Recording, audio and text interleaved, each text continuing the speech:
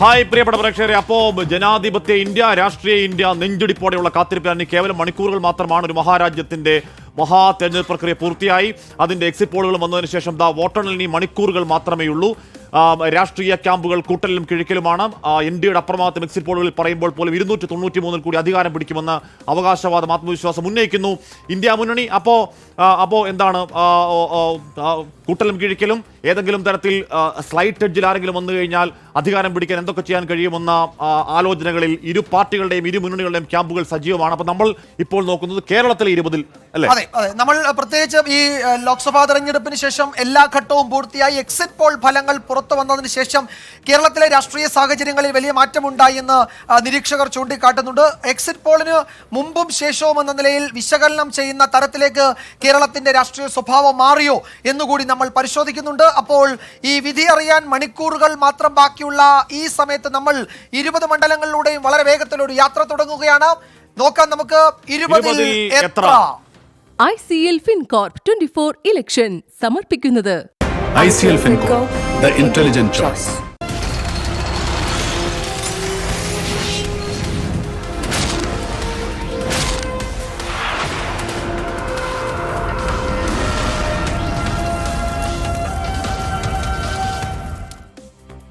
ഇനിയിപ്പോൾ ചർച്ചകൾക്കോ വിശകലനങ്ങൾക്കോ പ്രത്യേകിച്ച് കാര്യമായ പ്രസക്തി ഒന്നുമില്ല. വോട്ടെണ്ണ ഇനി മണിക്കൂറുകൾ മാത്രം ബാക്കി നിൽക്കുന്നു. എങ്കിൽ കൂടി നമ്മുടെയൊക്കെ ആകാംക്ഷകൾക്ക് ഒരു മുട്ടുശാന്തി, ഒരു തരും ആശ്വാസം എന്നുള്ള നിലയ്ക്ക് നമ്മൾ 20 മണ്ഡലങ്ങളിൽ അവരുടെ സ്ഥാനാർത്ഥികളുടെ പ്രതീക്ഷകൾ, മുന്നണി പ്രതീക്ഷകളൊക്കെ ഒരു ഓട്ടപ്രദർശനം നടത്തുകയാണ്.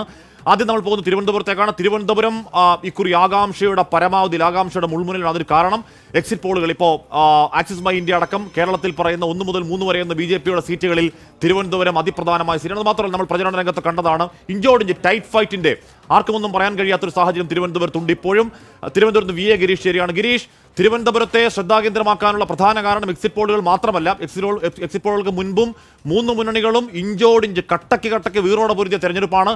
ഒരുപാട് പണമൊഴുകിയ തെരഞ്ഞെടുപ്പാണ്. അതിനുശേഷം എക്സിറ്റ് പോളുകൾ അതിൽ അവിടെ BJPക്ക് നേരിയ മുൻതൂക്കം പറയുമ്പോൾ മുന്നണികളുടെ പ്രതീക്ഷ എന്താണ്? സ്ഥാനാർത്ഥികളുടെ അവസാനവട്ട പ്രതീക്ഷ എന്താണ് ഗിരീഷ്? ഹാഷ്മി, ഒരുപക്ഷെ കേരളത്തിൽ ഏറ്റവും കൂടുതൽ ശ്രദ്ധയാകർഷിച്ച ഒരു മണ്ഡലമാണ് തിരുവനന്തപുരം ലോക്സഭാ മണ്ഡലം. ഇതിന് ഹാഷ്മി ചൂണ്ടിക്കാണിച്ച നിരവധി കാരണങ്ങളുണ്ട്. എക്സിറ്റ് പോളുകൾക്കൊക്കെ മുമ്പേ, വോട്ടെടുപ്പിനൊക്കെ മുമ്പേ വളരെയധികം പ്രചരണത്തിൽ വീറും വാശിയും കാണിച്ച മണ്ഡലം. 3 മുന്നണികളും അവരുടെ അവനാഴിയിലെ അവസാനത്തെ അസ്ത്രം വരെ എടുത്ത് പ്രയോഗിച്ച ഒരു മണ്ഡലം. ആ തരത്തിൽ വളരെയേറെ ശ്രദ്ധേയമാണ് തിരുവനന്തപുരം. ഈ എക്സിറ്റ് പോളുകൾ എല്ലാം തന്നെ വന്നു കഴിഞ്ഞു. ഇനി വരാനുള്ളത് യഥാർത്ഥ ഫലങ്ങളാണ്.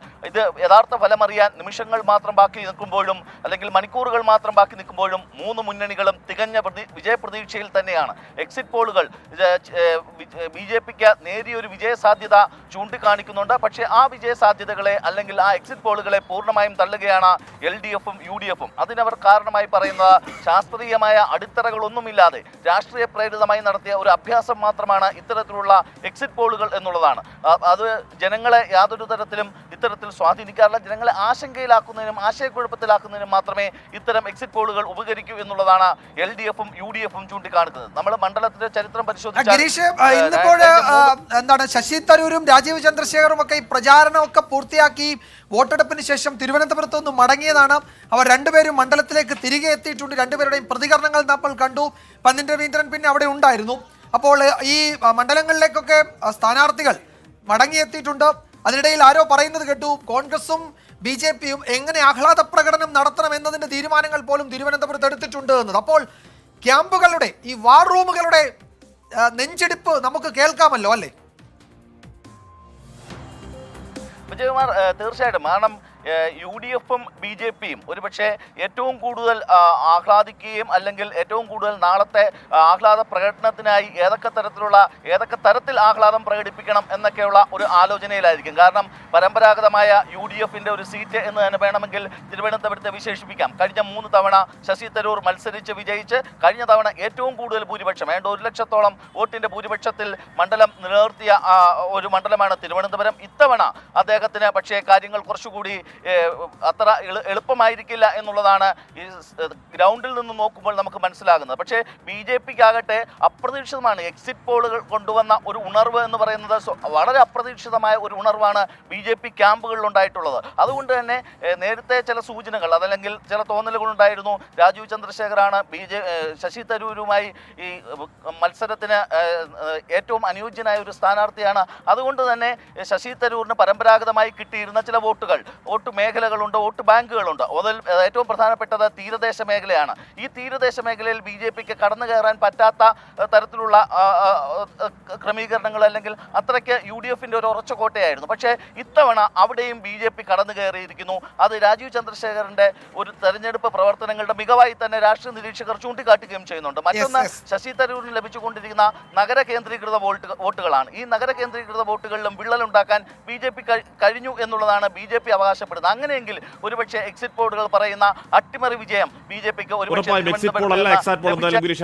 എന്തായാലും ഈ പറയുന്ന കാര്യങ്ങളിലൊക്കെ ഈ മുന്നണികൾ പറയുമ്പോഴും ആർക്കും ഒരു നിശ്ചയമില്ല ഒന്നിനും എന്ന അവസ്ഥ തലസ്ഥാനത്തിൽ ഉറപ്പായുമുണ്ട്. അതുകൊണ്ട് അതിന്റെ ചങ്കിടിപ്പ്, അതിന്റെ പടപടപ്പ് മുന്നണികളുടെ ഹൃദയങ്ങളിൽ എമ്പാടുമുണ്ട്. അത് അവിടെ പ്രകടവുമാണ്. എന്തായാലും അവിടെ മാറ്റമുണ്ടാകും എന്ന് ആത്മവിശ്വാസം പറയുകയാണ് രാജീവ് ചന്ദ്രശേഖർ. ഒരു മാറ്റവും ഉണ്ടാകില്ല എന്ന് പറയുകയാണ് തരൂർ. കേൾക്കാൻ പ്രതികരണം. പ്രതീക്ഷ ഏപ്രിൽ 26 മുതൽക്ക് ഒരേ പ്രതീക്ഷ തന്നെ. ആ ദിവസമല്ലേ വോട്ട് നടന്നത്. അത് കഴിഞ്ഞ് വെറും കാത്തിരിക്കുകയല്ലേ. ഈ എക്സിറ്റ് പോൾ പറഞ്ഞാൽ പുതിയൊരു വോട്ടല്ലല്ലോ. 26-ാം തീയതി ജനങ്ങൾ തീരുമാനം തന്നെ ഞങ്ങൾക്ക് നല്ല പ്രതീക്ഷയുണ്ട്. ഞങ്ങളുടെ നല്ലൊരു കംഫർട്ടബിൾ വിജയമായിരിക്കും, ഒരു സംശയമില്ല ഞങ്ങളുടെ മനസ്സിൽ. ഈ എക്സിറ്റ് പോൾസ് എന്തിൻ്റെ അടിസ്ഥാനത്താണ് വന്നിരിക്കണമെന്ന് എനിക്കറിയില്ല. പക്ഷെ ഞാൻ നിങ്ങളോട് പറയുന്നു, എന്തായാലും നാളെ നമ്മൾ വീണ്ടും സംസാരിക്കുമല്ലോ. ഞാനിപ്പോൾ നന്നായി അധ്വാനിച്ചു, ഇവിടെ പ്രവർത്തകരെല്ലാം അധ്വാനിച്ചു, NDAൻ്റെ എല്ലാ ലീഡേഴ്സും അധ്വാനിച്ചു. ജനങ്ങൾ ഇവിടെ മാറ്റം വേണമെന്ന് ജനങ്ങൾ തന്നെ പറയുന്നു.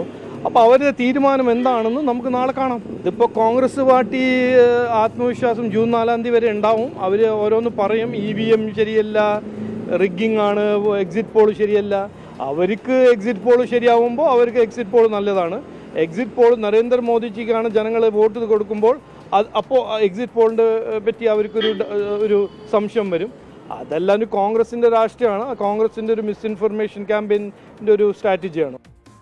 വിജയകുമാർ, നാളെ വോട്ടെണ്ണി തുടങ്ങുമ്പോൾ തിരുവനന്തപുരത്തേക്ക് ഒരു അഡീഷണൽ കണ്ടു കൊടുക്കേണ്ടി വരും. ഉറപ്പായും തിരുവനന്തപുരത്ത് നമ്മൾ പറയാറില്ല, അവസാന വോട്ടെണ്ണി കഴിഞ്ഞാലേ ഫലം പ്രഖ്യാപിക്കാൻ പറ്റൂ മണ്ഡലം തന്നെയാണ്. അപ്പോൾ തിരുവനന്തപുരത്ത് എല്ലാവരും കഠിനാധ്വാനം ചെയ്തു. അതിന്റെ ഫലം ആർക്ക് കിട്ടുമെന്നത് നാളെ അറിയാം. ഉറപ്പായി വിധി ദിനത്തിൽ 24 മാജിക് ജൂൺ 4-ാം തീയതി ചൊവ്വാഴ്ച രാവിലെ 5 മണി മുതൽ 24-ൽ.